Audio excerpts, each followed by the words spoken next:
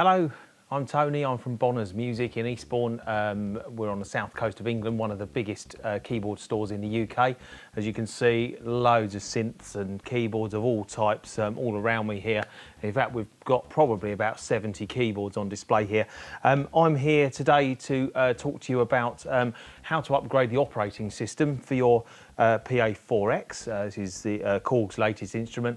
We've been notified today of a new operating system or firmware update for it, which gives you a few new features and a few new functions. Most keyboard manufacturers bring out a new operating system from time to time, and this is the first one for the Korg PA4x. But what I'm going to explain to you today will work with future updates for the PA4x. The new update is called version 1.1, and I've already downloaded it onto my USB stick here. If you check in the description of this video, you'll find a link as to where you can go to download the latest operating system. What you need to do is download the operating system. It's a zip file, so it's been compressed, and you'll need to unzip it or extract it onto a USB stick. Once you've downloaded it from Korg, pop your USB stick into your laptop or your computer, whatever, and extract the files onto the USB stick. But what's really important is that you extract them into the root of the USB stick and they're not contained within a folder. So just make sure that if it creates a folder on your USB stick, go into the folder and take out those files from the folder and copy them into the root directory of the USB stick.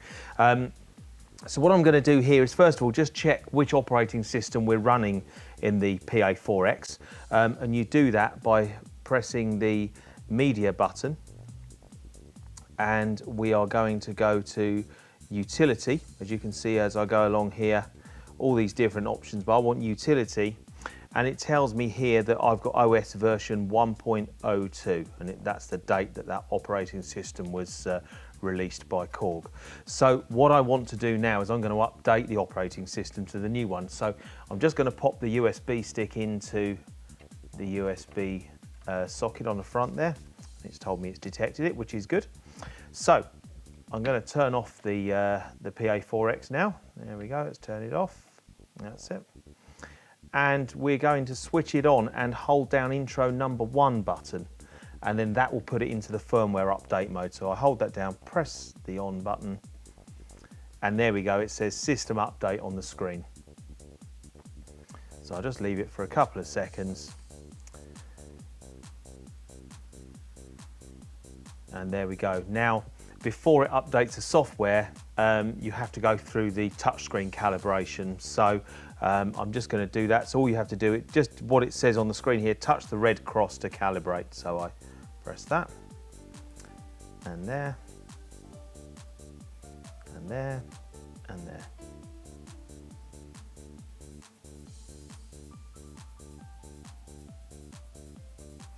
There we go, calibration completed.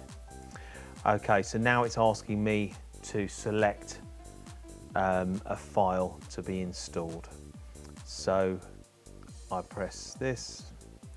So on the screen, it's asking me to select which file I want to install. So on your little drop-down box on the left-hand side here, at the moment it says disk, Korg disk. I want to change that to USB. And now you'll see, if you've got a little light on your USB stick, you'll see it flash. And there we go, PA4x operating system. That's the one I want there.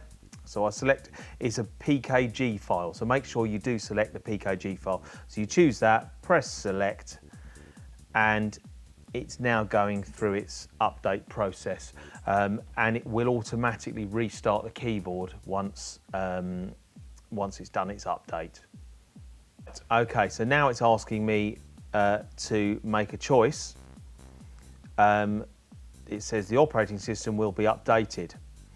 No data in the memory will be deleted. So that's fine. So I can just press update on the screen. There we go. The system will restart automatically. Don't turn it off yourself. Let it do its own reboot. Don't turn the keyboard off itself, because if you do, it will only have half installed the operating system and the keyboard won't work at all. So make sure that you keep the power switched on whilst it's doing the update. Here we go. So here it is, it's going through its update procedure now. It's on 0%.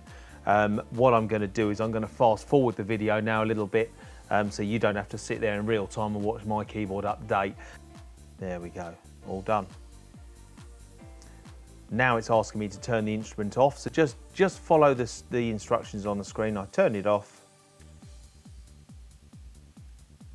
switch it back on again.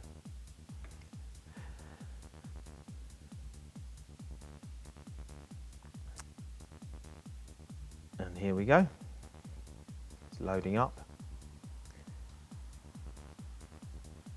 And it even tells me now, look, when it's booting up, it's on OS version 1.1. So you don't even need to go back into the media menu to check it's worked. It tells you as it's booting up. So just wait for your keyboard to reboot, and you'll have your new operating system and all of the new features that the manufacturer will have added to it. So when you download the operating system, there is also an addition to your owner's manual, so it's a PDF file, so it's worth having a read of that, because it will tell you in detail the new features.